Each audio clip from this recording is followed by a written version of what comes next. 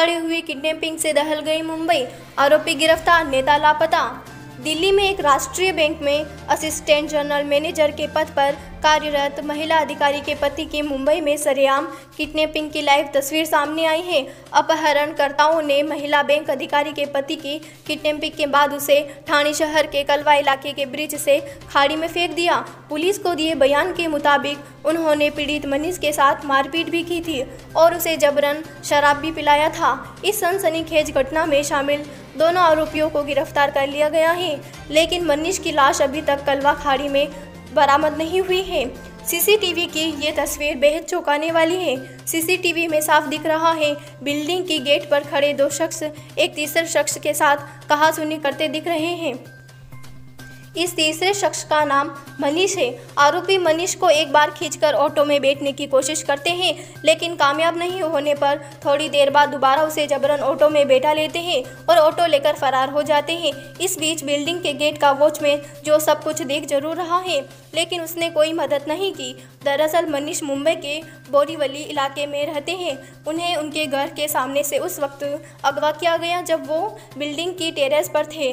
आरोपियों ने उन्हें बुलवाया और फिर अगवा कर लिया, लेकिन उसके बाद उन्होंने जो किया बेहद चौंकाने वाला तथा खौफनाक था। दोनों आरोपियों ने मनीष को जबरन पकड़कर शराब पिलाई, उसे जमकर पीटा और उसके बाद ऑटो लेकर थाने शहर कलवा की तरफ चले गए। जैसे ही ऑटो कलवा के ब्रिज पर पहुंची, दोनों आरोपियों ने मनीष को ब्रिज के नीचे से खाड़ी में फेंक दिया। नवभारत समाचार, मुंबई, महाराष्ट्र से मुरारी सिंह। प्रकृति है, प्रकृति के आगे किसका नहीं चलता है। वो जो दिशा देंगी उस तरह से करेंगे।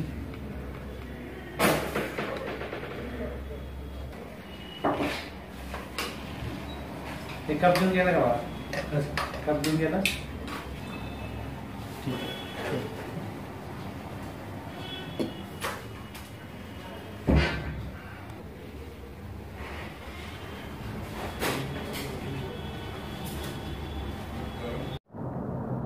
पठान सर, एक किडनैपिंग केस को 48 घंटे में सॉल्व किया गया है, क्या है पूरा मामला? मुंबई में गोराई बोरीवली में 3 नवंबर के दिन शाम के वक्त में एक अपराध की घटना घटी थी, जिसमें मनीष हर्षे नाम के एक व्यक्ति है, जिनका उनके एक सोसाइटी के सामने से किडनैपिंग किया गया था और उनको ज़बरदस्ती 2 लोगों ने ऑटो में बैठा के उनका अपहरण किया था। इस तरह की वारदात घटी थी। इस मामले में 3 तारीख को जब उनकी वाइफ थी, उन्होंने उनके बारे में जानने की कोशिश की, मोबाइल नंबर लगाए, लगे नहीं।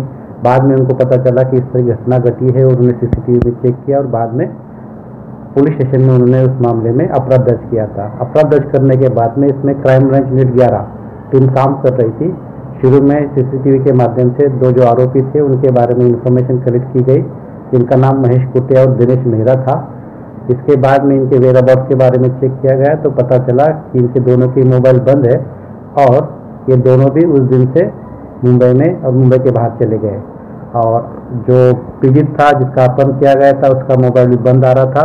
इसके बाद में टीम बना के एक टीम इंफॉर्मेशन के आधार पर पूना और एक नासिक के लिए भेजी गई। इंफॉर्मेशन के चलते हमें एक का लोकेशन पता चला कि अहमदनगर की तरफ जा रहा है। इस तरह से उसको पीछे उसकी टीम भेजी गई और बाद में संगमनेर में वहाँ पे हमें दोनों भी आरोपी मिले। दोनों आरोपियों को जब हिरासत में लिया और उनसे प्राथमिक पूछताछ की गई तो उन्होंने बताया कि उनका ये जो अपहृत व्यक्ति था उसे झगड़ा था, इसके कारण उनके मन में गुस्सा था और इसके चलते 3 तारीख को उन्होंने उसका अपहरण किया था। बाद में उसको जबरन दारू भी पिलाई गई थी और बाद में झगड़ा होने के बाद में कलवा नाम की खाड़ी है थाना डिस्ट्रिक्ट में, वहाँ पे उसको खाड़ी में फेंक दिया है और आगे उन्होंने वहाँ से खुद को वहाँ से भाग गए और बाद में नासिक के एरिया में आए थे, वहाँ से पुलिस से छिप रहे थे। क्या बॉडी अभी तक मिली है सर? और ये जो दोनों आरोपी हैं, ये क्या मुंबई के रहने वाले थे?